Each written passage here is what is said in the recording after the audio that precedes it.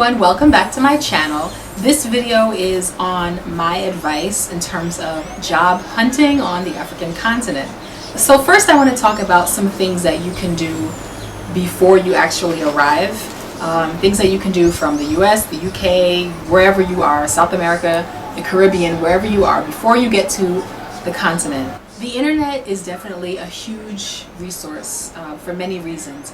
So the first thing you should do is use the internet to Google terms that are specific to what you want to do in Africa. Just general phrases like moving abroad to Namibia, or teaching in Africa, teaching in Namibia, work abroad opportunities in Ghana, living overseas, or how to move overseas to Kenya, whatever. But you should use the internet to Google terms and Google phrases that are specific to what you want to do in terms of finding a job or moving to the continent. You should also use the internet to research skills that are needed in the country that you would like to live in. For example, where I live in Namibia, I just read an article the other day about how there is I think a 5,000 and something teacher shortage in the school system here.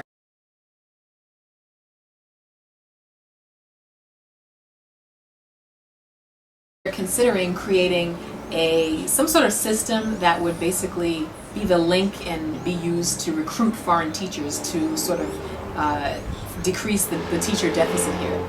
So in Namibia, something that is needed highly is teachers. There are many different industries that are facing different shortages across the continent, and so what I would do is definitely, you can check out the newspapers. Many of the continent's newspapers, you can find them online nowadays. So I would definitely start following the local news of the country that you want to move in, so you can really get a good idea of what skills are needed, what are the up and coming or the really growing industries and professional industries, so that beforehand you can perhaps maybe pick a field and really sharpen your skills in that sector that is also needed on the continent, and you can, number one, of course, have your needs met in terms of getting to move and live on the continent, and number two, providing assistance to that country. Of course, you can use the internet for job websites, job search websites. Idealist is one website. I will put the link in the description box. International job websites are key, of course. There's another website called Visa Hunter. It's really an excellent resource. I will put the link in the description box. It was created by an African American who has lived on the continent as well as in South America, I believe, and he's traveled extensively, and it is a phenomenal sort of database for information about visas for so many countries around the world in terms of visa information. Just a great resource. So I would highly suggest going to that website. Use the internet to find out information that you want to find out. For example, where I live in Namibia, you can find their Ministry of Home Affairs and Immigration, basically their immigration ministry's website, and there are documents on that page that can give you information about immigration in Namibia. Of course, try to save up as much money as you can beforehand, because your US dollars or your British pounds can take you a lot further on the African continent generally than they would take you back in your home country. One other thing I would recommend that you do if you're really serious about wanting to live or work on the continent is to arrange for an extended trip. And I don't just mean coming here, on a holiday to go check out Elmina Castle or, relive the slave trade. I mean, if you really want to live on the continent, you need to come here focused with what you want to achieve, which is finding out information about how you can get a job here. So one thing I would recommend is arranging a trip, a fact-finding trip, I would say, to the country of your choice. Maybe you want to live in Rwanda or something like that. So why not set up a trip, not for 2 weeks, but for whatever the maximum amount of time is you can come in on a tourist visa. Maybe it's 3 months for Rwanda, I'm not sure. But why not set up an extended trip to Rwanda so that you can really get a feel for the country? Because in my opinion, in terms of finding employment on the continent, it's a bit more effective when you're actually here than trying to use job websites and things like that from all the way in the US. It's pretty difficult. Of course you can, you can call long distance from the US or the UK or wherever all the way to Africa and maybe try to speak with some employer or some company that you would like to work with here. But in my opinion, obviously, I think being on the ground when you're talking about this distance and really pinpoint and being in the country is really is the more effective route. So I would set up an extended fact-finding trip to the country of your choice. If you're really serious about wanting to live here, this I really think is crucial. You can set up an appointment with an immigration agency. When you're in the country, I would ask around, ask people, reputable people, for information about reputable immigration agencies. Go meet with a reputable immigration agency, and I say reputable because there are con artists out there, and Namibia, it's not that much of an issue in terms of conning immigration agencies, but I know other countries it's a bit of, it can be more of a threat. So what I would do is definitely ask around when you're in the country to some seemingly trustworthy people and find out where is an immigration agency, meet with that agency, get an idea of what your options are legally in terms of moving to this country. If I wanted to be an entrepreneur, what kind of visas are available to me? If I want to, work as a teacher, what would be your advice in terms of me, getting a visa here? X, Y, and Z. Immigration agencies definitely have a lot of clout in their own private, schemey sort of way, and also can give you advice. While you're on your fact-finding vacation / trip, I would also suggest reading the local newspapers and their classified sections. Newspapers, like, hard copies of newspapers are still really a popular way of information sharing as opposed to how it is in the US, for example, where it's pretty much all transitioned to the internet. On the continent, newspapers are really still a very important means of information sharing, and they have classified sections that list things from real estate to job openings,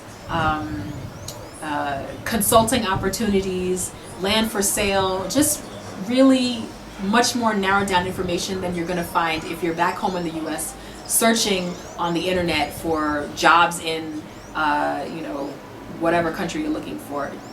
The newspapers in the country that you want to live in are really a valuable resource. Another thing that I've realized in Namibia is that it's much more easy or things are more relaxed here. It's much more easy to meet with a higher up, like a government minister, or which is like a politician, or a high-ranking person in a company, or CEO of a company, of a big company. It's much easier and things are more relaxed here in terms of if you want to actually have a sit down with someone, people are much more receptive and much more relaxed about things like that, about setting up meetings.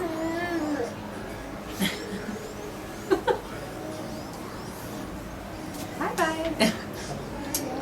So if you're in a country, set up a meeting beforehand, or try to set up a meeting beforehand with an executive, or even with a minister. Maybe you want to work in education. Set up a meeting with a government official in the Ministry of Education of that country, or set up a meeting with this graphic design company or whatever it is. But set up a meeting with someone just so you can put your name out there. Of course, have a resume. You need to have a certain skill that you can offer, and it needs to be real. Don't go in there trying to play around and saying you can do something that you can't. But make a contact and sit down with someone face to face. You'd be surprised how much more open doors are here than back home.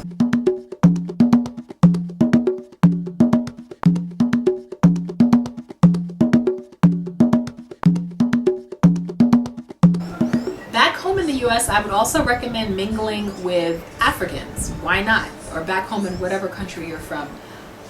They can also be an excellent resource just in terms of bouncing ideas off of them, finding out from a direct source what things or what skills or what industries or what job sectors are really up and coming in your country. And also, of course, it's just great to interact with Africans when you're outside of Africa. It just gives you a bit more of an introduction to what you can sort of expect when you get onto the continent. But use your resources back in the US. I always think it's a bit odd that people, want to live here or are here working, but they never necessarily took the time to interact with Africans back in their hometown. What a great resource they are, and what great friends you can meet. One way to get to the continent is doing a gap year or a volunteer or a teach abroad type of job, which is what I did. I realized that, okay, if I want to live on the continent, it seems to me that the best way would be, number one, through teaching abroad, because I noticed that there were a lot of opportunities when I went on the internet and researched. And it's not that I necessarily wanted to teach forever, but it was a way to get here. Did I have to take a pay cut? Definitely. I was making $400 about $400 US a month. But I knew that I wanted to move to the continent and be here for an extended period of time. So you have to also be a bit humble. You definitely, most likely, will have to take a pay cut. You may not be able to save money with whatever job you have here, and save enough to be able to travel, frequently to and from the US. But the key is that if you really want to live here, getting a job, finding a job and getting to the continent.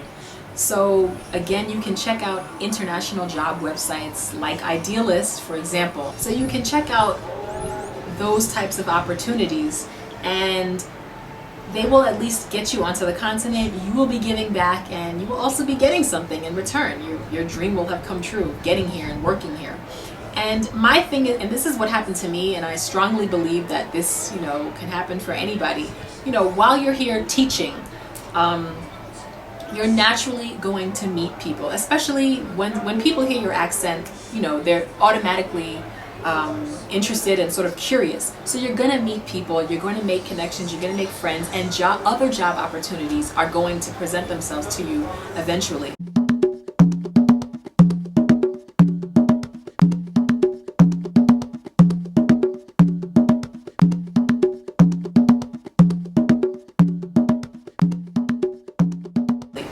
While you're doing something like a gap year or a volunteer opportunity or something like that, it also gives you a chance to sort of immerse yourself in the country, to get a feel for what industries and what skills are growing and where would you fit in, and what opportunities are there for you to take on after your volunteer period or after your teach abroad opportunity is complete. Now, in terms of self-employment or entrepreneurship, you definitely have to either plan on being here unofficially, that's the word I'm going to use, unofficially, for some time, or you really need to, again, when I mention immigration agencies, check with an immigration agency or with an immigration ministry about what the business visa requirements are for you or for a foreigner who would like to open up a business in that country.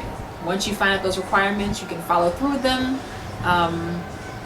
and take it from there in terms of whatever business you would like to open up.